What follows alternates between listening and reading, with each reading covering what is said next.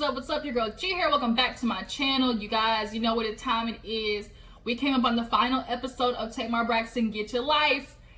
The title is just very ironic because the last thing Tamar did was get her life. Like, we are still trying to figure out, like, what is it that is a part of Tamar's life where shit always seems to just always never come together.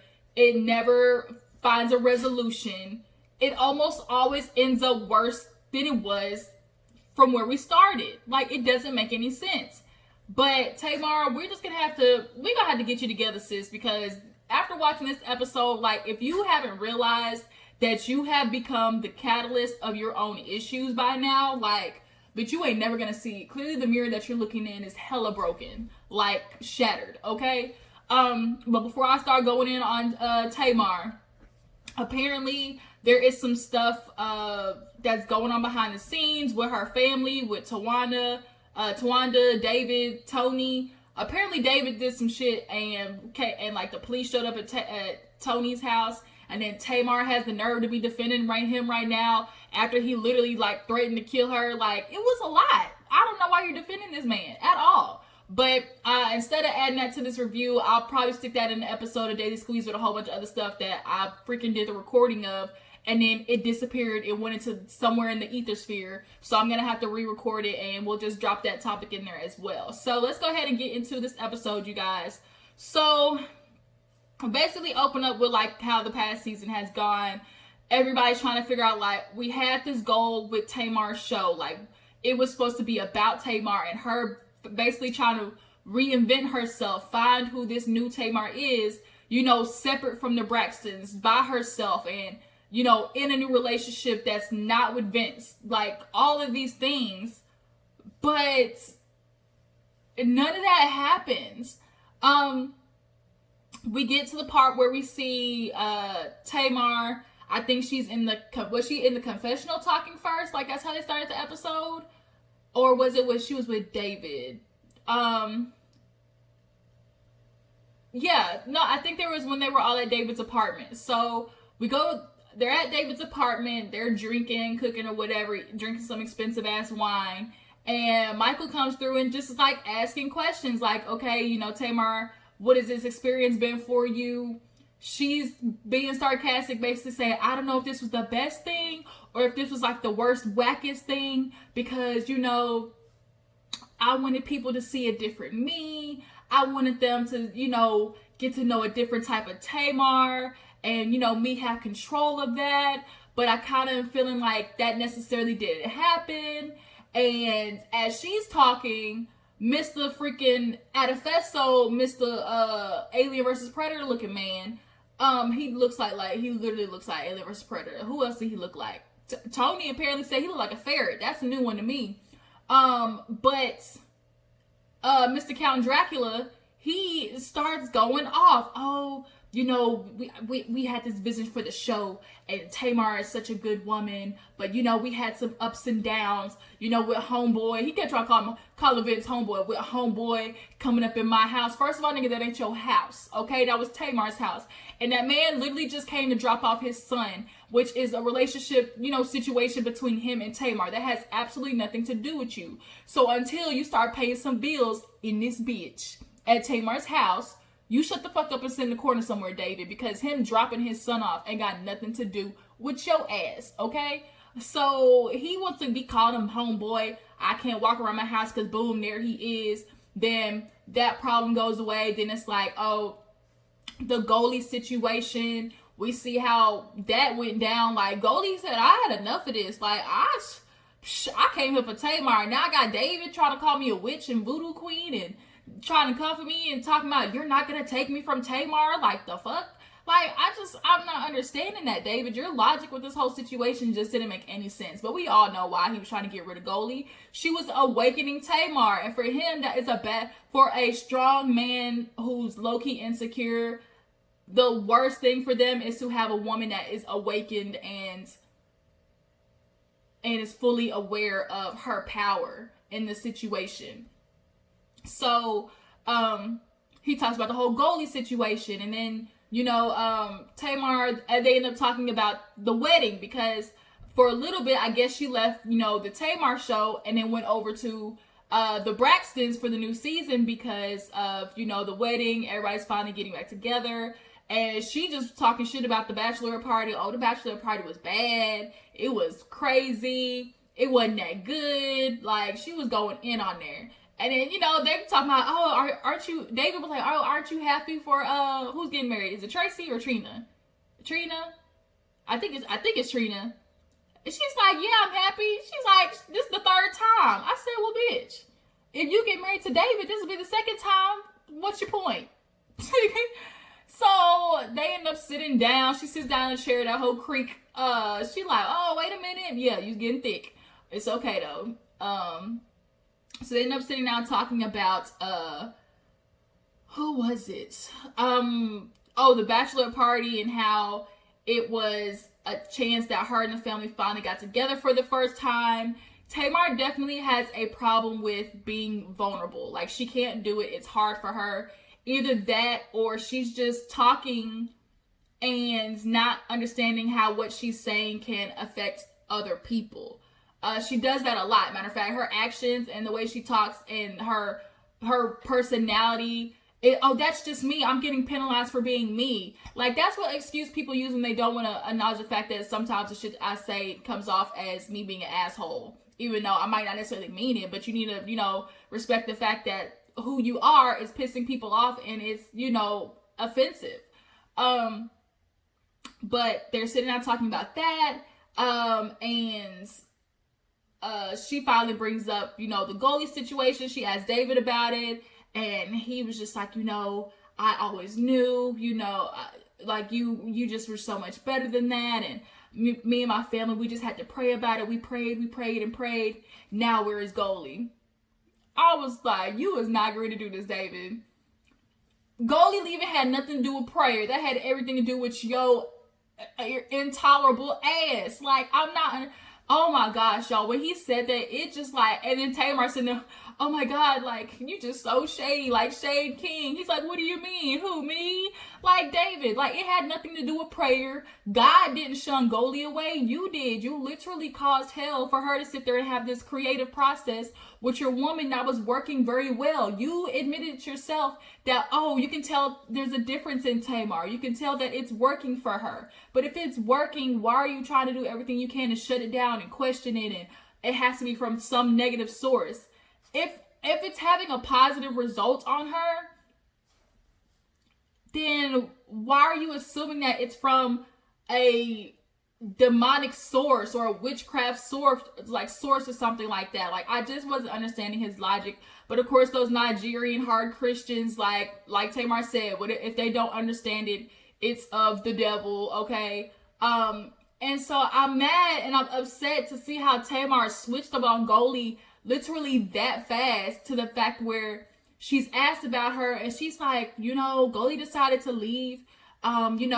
She shouldn't have, if she didn't have the answers to your questions, David, I can understand why you asked them. If she didn't have them, she should have went home, thought about it, came back and, brought some answers for you. And it's like, but Tamar, you just sat down with Goldie last week and talked about how you shouldn't have invited David into the process. You said that to Goldie.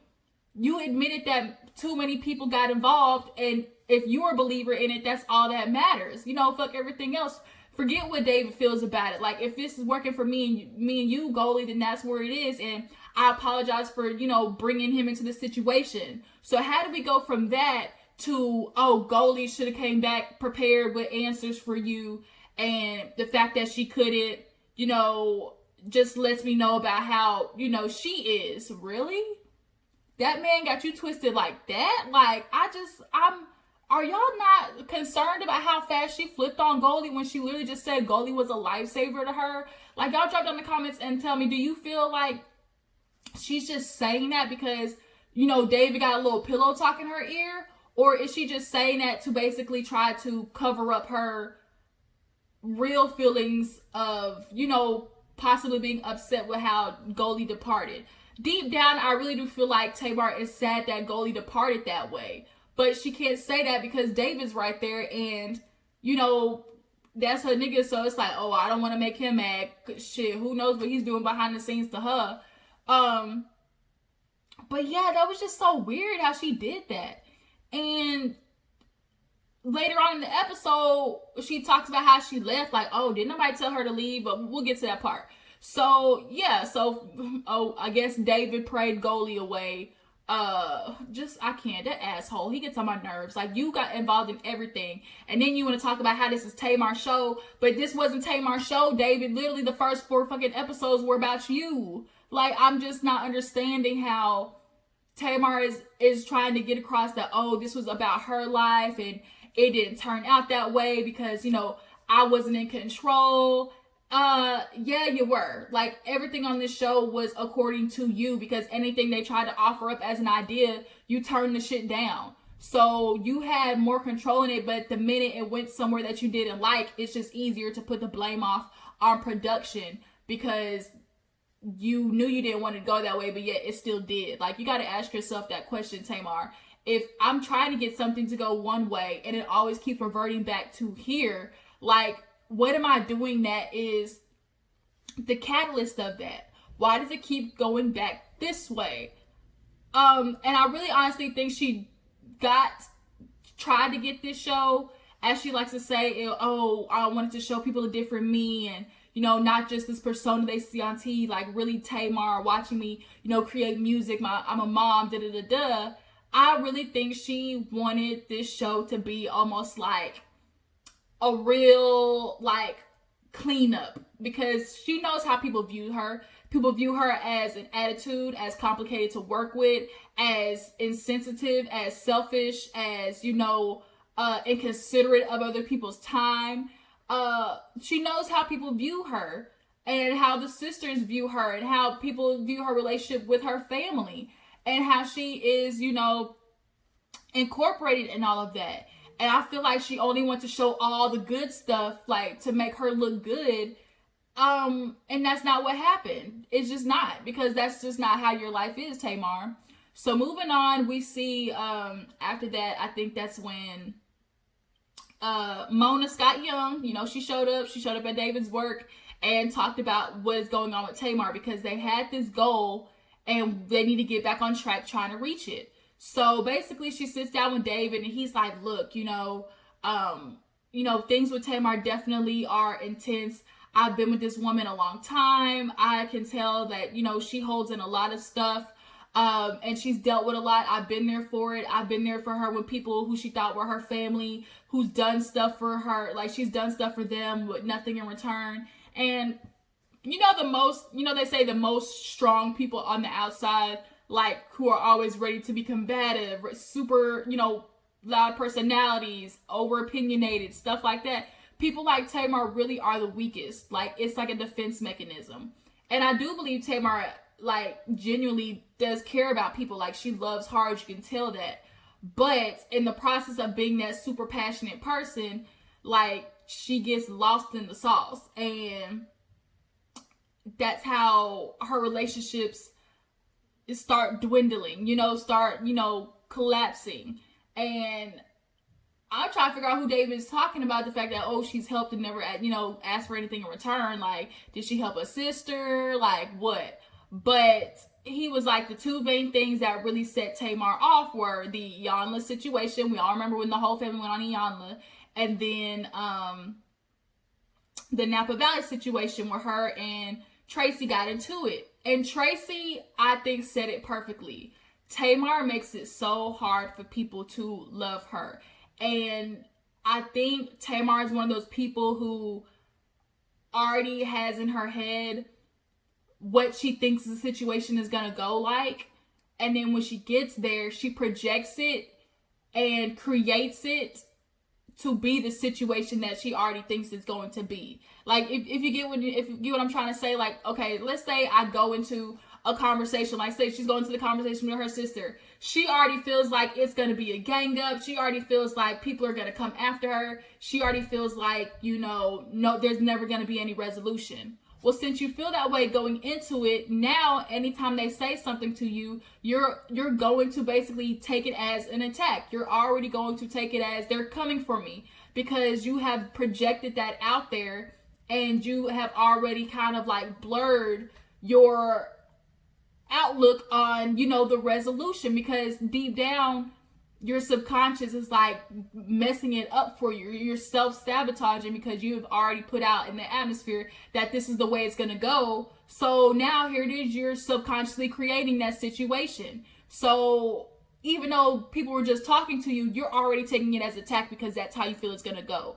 And so Tamar does that a lot. She's a huge projector. And so when Tracy says you make it so hard for people to love you, it's just like, she always says people, you know, people seclude her. But if you're already isolating yourself and you're not reaching out to people, you're going to make it hard for people to want to reach out to you. And Tamar has just never been good at making it feel like there's an open space to actually talk to her, confront her about stuff, to, you know, voice your grievances, because the minute you tell her something's wrong, or the minute that she's wrong is something, or she hurt somebody's feelings, or she did this, it's, but you did this to me. But remember when you did this, I'm not the only one. Like, this happened to me too. That's what she did on Iyanla. And then she's so rude with people's time. Like, I can't stand it. But we know those two things. He's like, she wouldn't even get out of bed. Basically, she was going through a depression. And so that's why Mona was like, yes, that's why we had this goal to do these things, you know, with Goldie, and then, you know, with Tracy. And so then Tracy comes up about the wedding, or was it Trina? Either one of them hoes, too many T's. Basically, they get to the wedding. She tries to change her shoes. She goes in there, and I think it was Trina that she was talking to. David made it sound like it was Bad Girls Club 13, and Trina grabbed her by the hair and then like bent her hand back. So he's like, honestly, I don't see where there's a time that Trina and Tamar can sit across the table from each other and it not turn into a big debacle or a huge mess. And he's like, I was afraid for my life. I mean, chill out, David. Like, you okay? But for the fact that that's happening, and it's very obvious that the sisters are all kind of holding on to stuff, maybe minus Tamar. Like, Tamar's not too bad with the huge grievances and the extra like baggage that they carry, but Tracy, Tamar, and Trina, those three definitely have it hard with holding on to stuff and choosing to self-sabotage, especially Tamar and Tracy, I think. So Mona wants to know, like, okay, what is it that we can do to get this back on track? Because every time we've offered some type of, you know, help or, you know, idea of what we want to do, like, Tamar just has not been open to the process. And for as much as Tamar wants to say, like, she wants to show this new her and she wants to fix these things inside of herself, but every time she gets the opportunity to try and fix those things that she's dealing with, she shuts down. The whole Goldie situation, like trying to talk about her sister, she shut that down.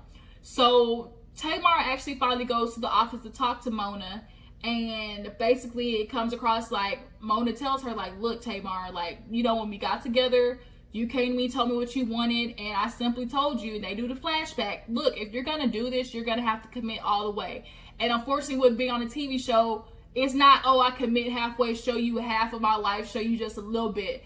Because then you get situations like what happened with David and Goldie, where that's something that should have been on TV, but it happened behind closed doors because Tamar felt like, oh, that wasn't a storyline. Like, that didn't have to do with anything. The fuck it didn't, Tamar. Like, that was a huge part of your storyline, and how, like, it was like Mona said, it was the factor that led to Goldie leaving. And Goldie was the main source of the beginning of this season. You trying to do dream work with her. You would think that wouldn't be important to the storyline?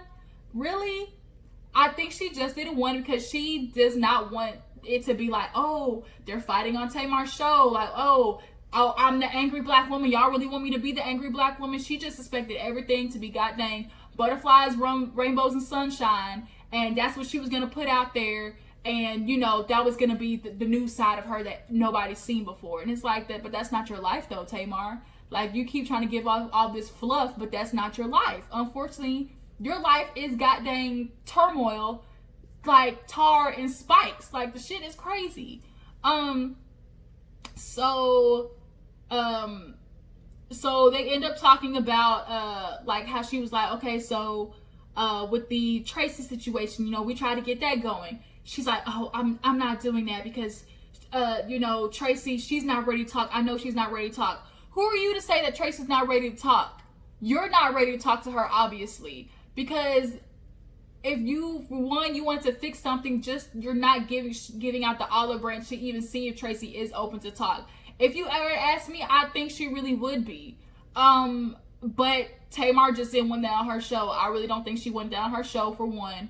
And then two, when Mona was like, you know, when she showed the footage of David and Tracy's husband talking, and he brought up that old situation about the contract, Tamar's like, what? Like, that was, you know, 20 something years ago, which I get. Like, Tracy, I think for Tracy, it's not that she's necessarily holding on to, I don't want to say it's the pain, but it's like the principle behind the thing that's really bothering her. Because I get it, because I'm the same way. It's the principle of stuff that matters. And for her, the principle of that stuff was like, if you are my sisters and I would have supported you this way, I would have expected that same support, you know, be extended to me.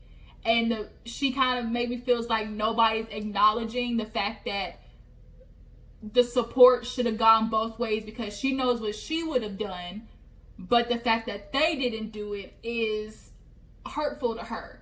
And people in that situation, because I've been in that situation, when you are hurt by somebody and the way that they handled stuff, it's so hard to just kind of like, you gotta reel back and realize everybody's not gonna handle the situation like you do. Everybody's not gonna do the same things that you do. So you could be the nicest person in the world, the most sacrificial, the most loyal, you know, the most considerate, but other people aren't gonna be that way, you know.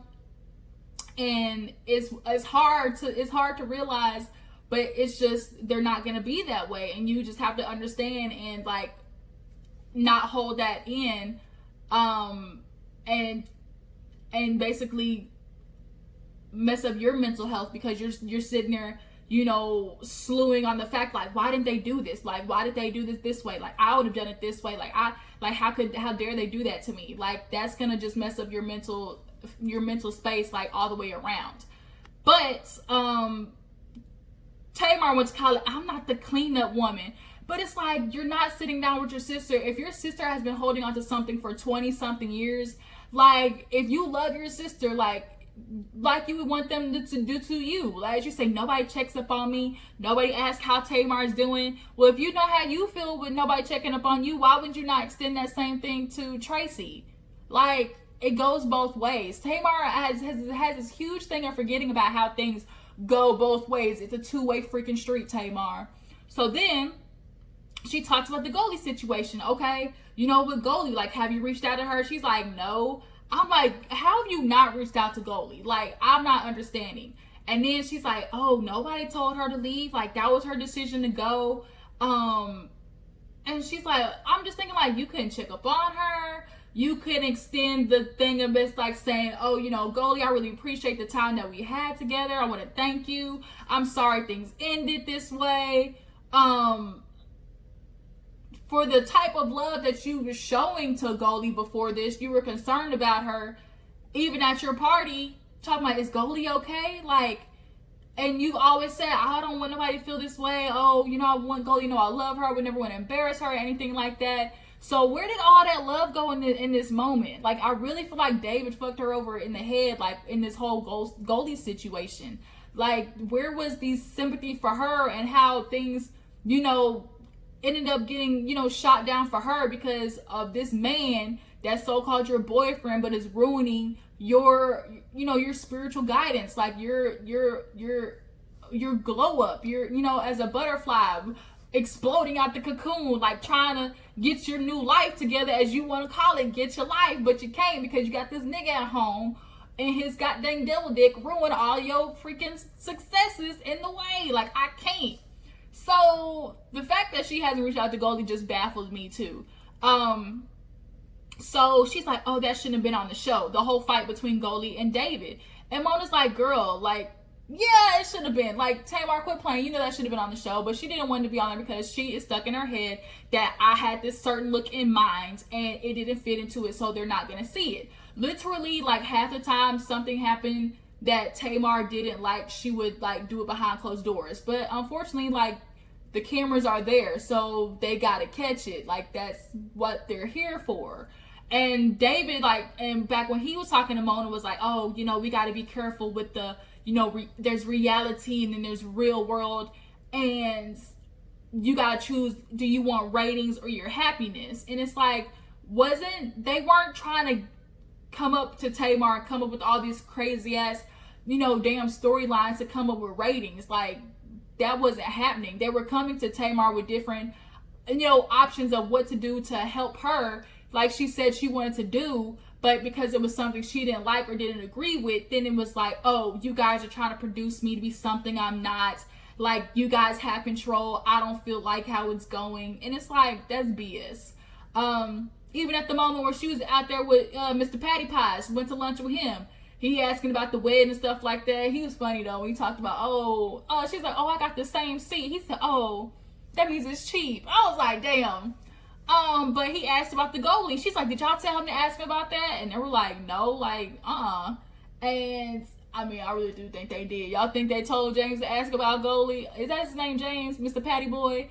I low-key think they did. But nonetheless, it don't matter. But at that time, Michael could see like, oh, all these things are compounding on top of each other. The goalie situation, the wedding, you know, seeing all the family.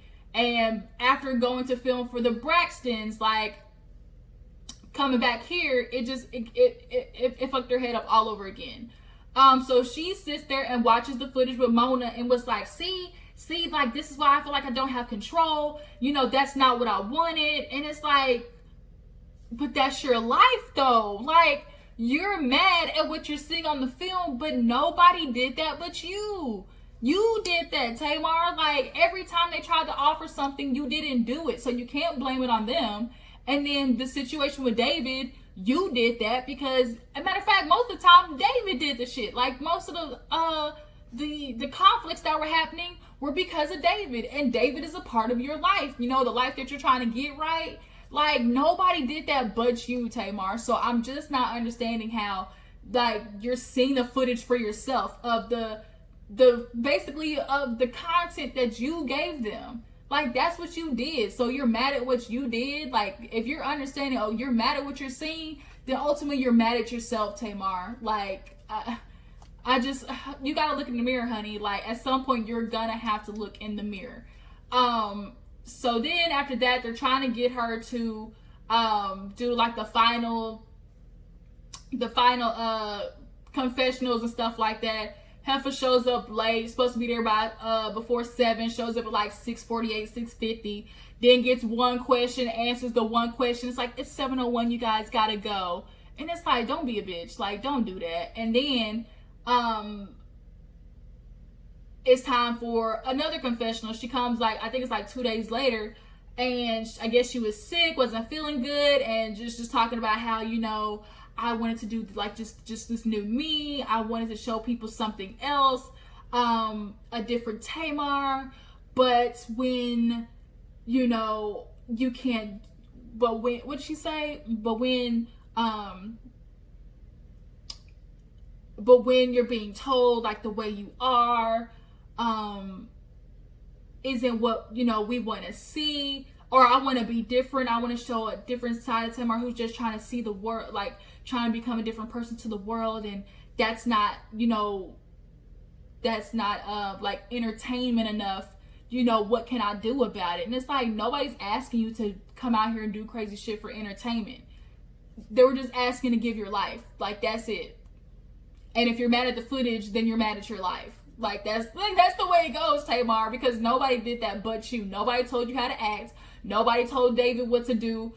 Like, nobody told Goldie what to do. Like, all of that was you. So if you are mad at the way your life is being portrayed, then you got to understand at some point you are sabotaging your own goddamn self. And then you're allowing David to only make it worse because you will allow him to input his goddamn unsolicited opinion in the situation. And ruined it for you. Like, he ruined this whole thing for you, low-key. Had David not been anywhere in this scenario, like he claimed he didn't want to be on TV, you're not telling me that this couldn't have been something way more successful, because Goldie would have came up with so much good stuff for her to be able to do for us to watch.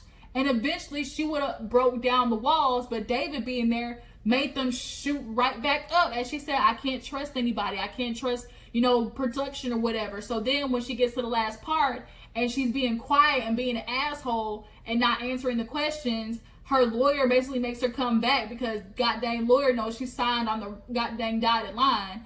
And if you want this coin, bitch, you better go out there and say something. Hell, you can go out there and sing the ABCs, but you better go out there and say something. But she's like, he's like, give me something to work with. I can't give you, like, what do you want from me? Like, wasn't nobody asking you to give them, like, not you, Tamar. They were just saying, like, damn, answer the question, bitch. Like, can you cooperate? That's all we wanted, was some cooperation. But we kind of end the series right there with her being mad at production, saying that, this is her life, that, wasn't portrayed the way that she thought, and she lost control. She allowed people to come in and give their input where it wasn't needed or wanted. And she had a plan for what her life was supposed to be, and the fact that it didn't end up that way. Like, she wants to blame production, but at some point, Tamar, like I said, like, the self-sabotaging has got to stop. Like, you have always found a way to make what goes on in your life other people's fault. And if you're watching it literally in camera in front of you and seeing that's how your life is, like, you got some reevaluating to do.